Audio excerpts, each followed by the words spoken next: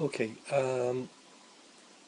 we've I've posed this character to the point that we're kind of ready for it to throw the ball. In fact, if we have a look at the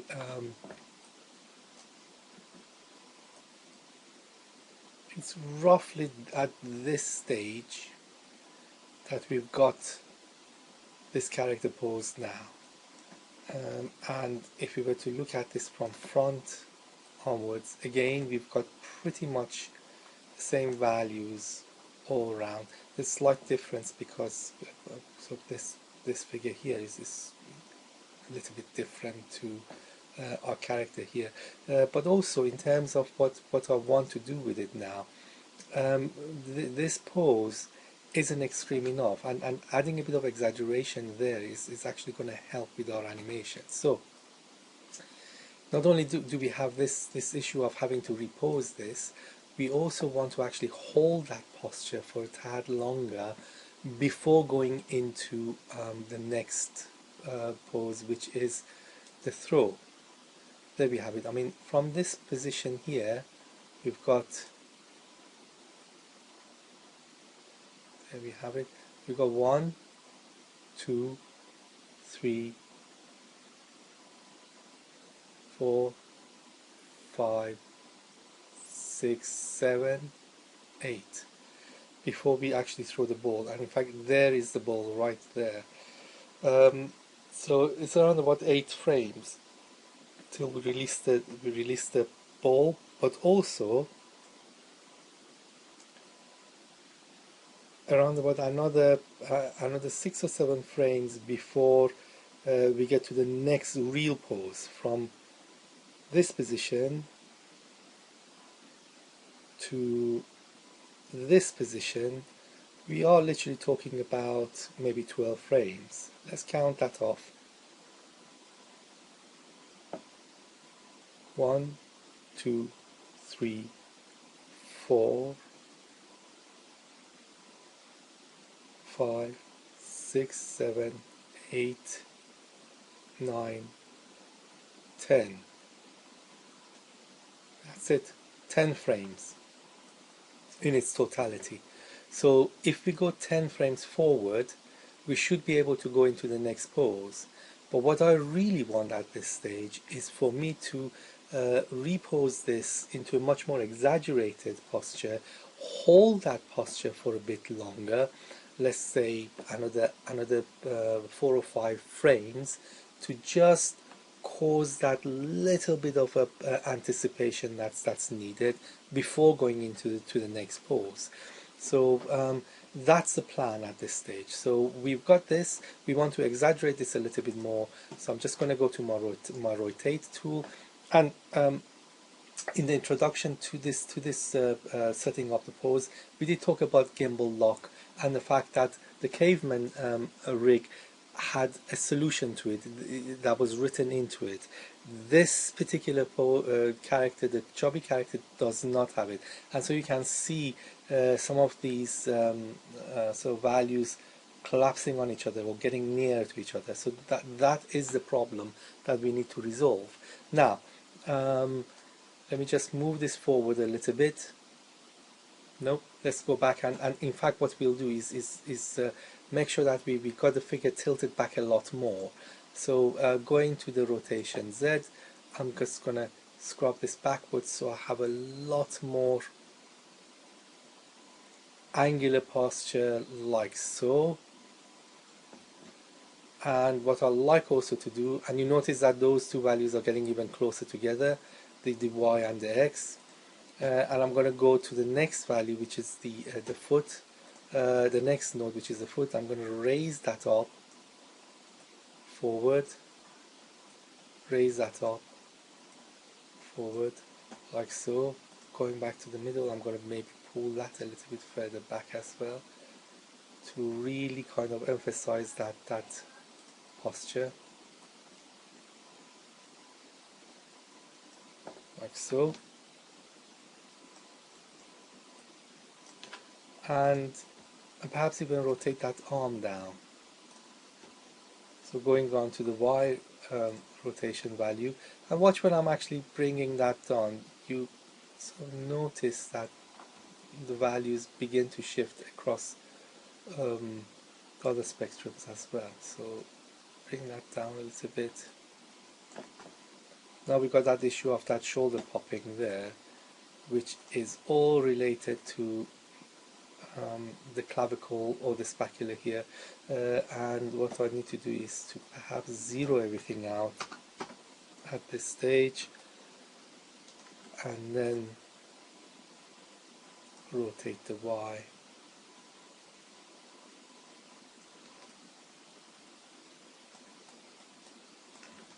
I'll tell you what we'll do. We'll even rotate this out as well. So if I zero everything out in here as well and simply go to the X, rotate that out like so, and on the Y, let's bring that up so it's a little bit, whoops,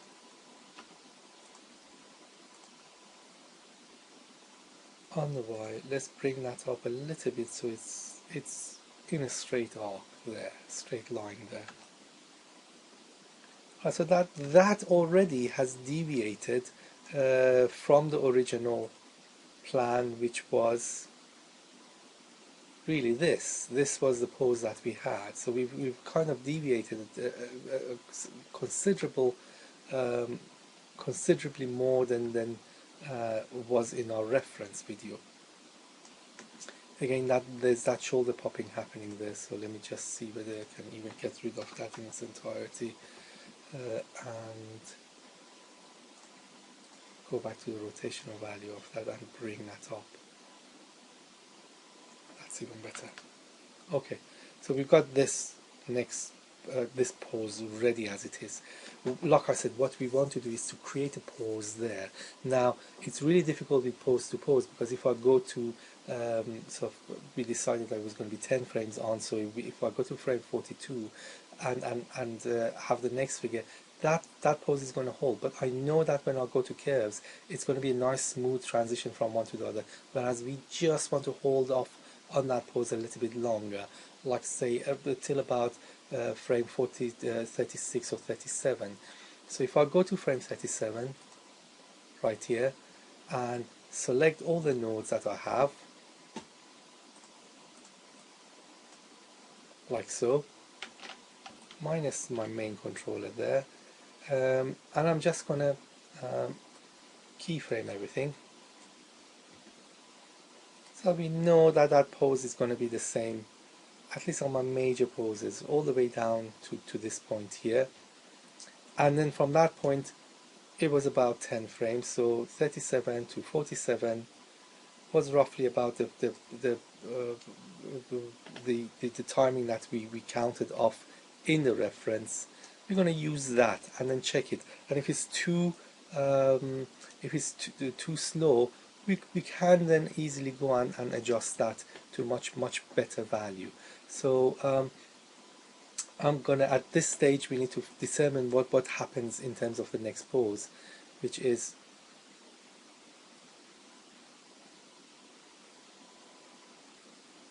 right there, where the body turns and twists and that foot hits the ground and the other foot comes up. So that's the position that we're going to go with. So if I zero everything out on here, not the translate values but the rotational values, and grabbing a hold of the same thing, which is the root, and then shift selecting the foot as well,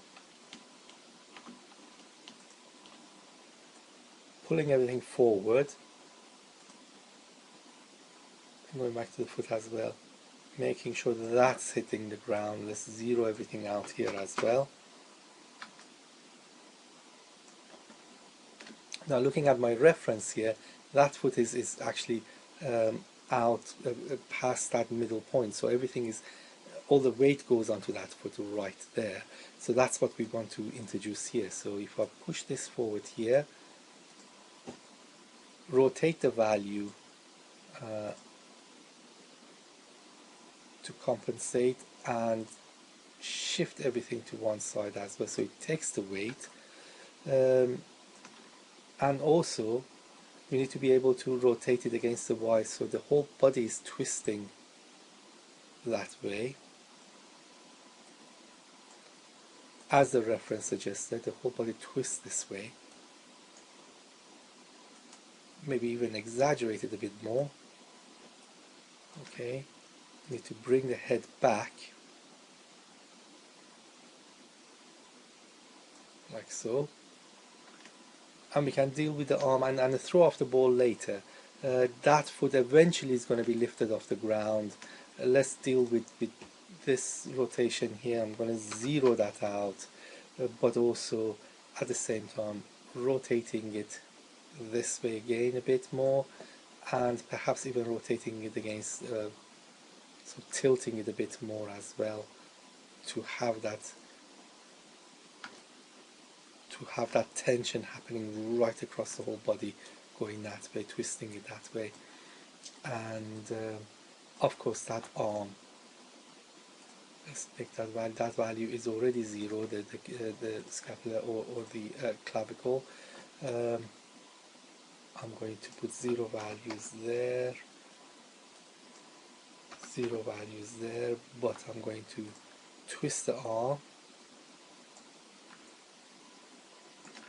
And this is the problem with when you get gimbal lock. So down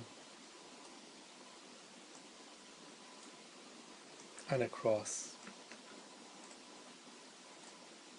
And the same thing with this value here as well.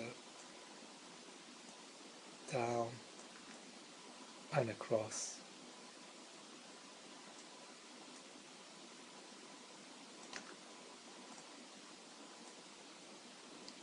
Down, forward, forward. And with this foot, let's see what we can do with this foot. I think we've got values possibly on here. I'm going to zero that out to get that foot right, and then I'm simply going to lift the foot up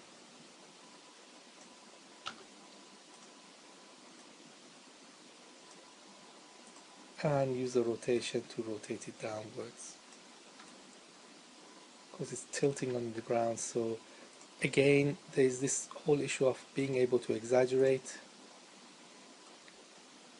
and you notice the gimbal lock beginning to really take effect at this stage, with those two values getting closer and closer together. That's the only problem with gimbal lock. So if I bring that forward to just break the knee a little bit, you notice that it's not happening at all, but it will do the moment we adjust this value here. So if I go back to my original and just keyframe these values here, key selected, and then simply go to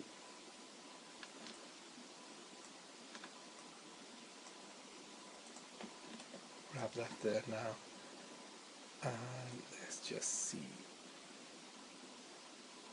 There we got that pull back, which kind of breaks the knee, and so if I pull this forward now, the knee breaks a little bit better as well. So there we have it. And in fact, the leg is on the reference, the leg is actually beginning to swing outwards as well, so we can introduce that swing outwards as well. So if I then pull it out and adjust the position for it, pull it out a bit more, adjust the position a bit more,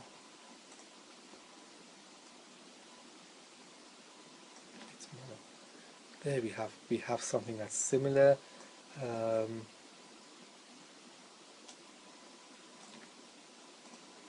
Let's pull this forward as well.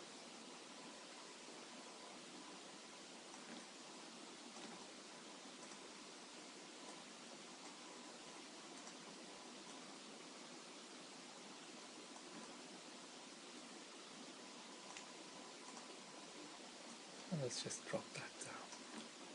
There we have a much better value for the foot there. Same thing with this. Let's just put this values, keyframe these values before the event, and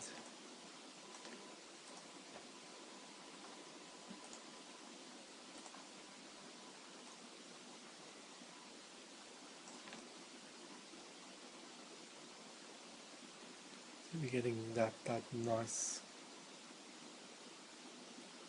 posture happening there. Again, possibly moving everything forward. Maybe too much. Back a bit. And that's the next pose. So if you go back, you got that, then that's snap forward. Just trying to make sure that the head is actually tilted in the right way.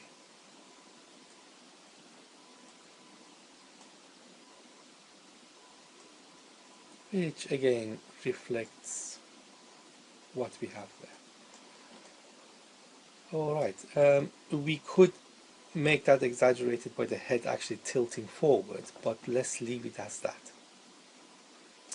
And these exaggerating it there as well. Now let's have a look at this action to see whether it is actually working well for us or not. So I'm going to go and choose everything here again, minus the naming controller, which we don't have anything attached to. Looking at all my curves, I'm going to select everything and then hit this plateau tangents to flatten everything up to get animation happening basically. And let's just see what we've got. If I just take the nerve curves, filter the nerve curves out so we don't see the controllers, so we can concentrate on the animation itself. Let's just see what we get. And there is that pose there, that holding of that posture there, and then bam. You notice that that's a little bit too sluggish, so we could probably make that a lot faster. Again, going back to my nerve curves, select everything up. You know that this is this is the problem here, this is the issue here. So selecting that final keyframe and just shifting everything forward to 45.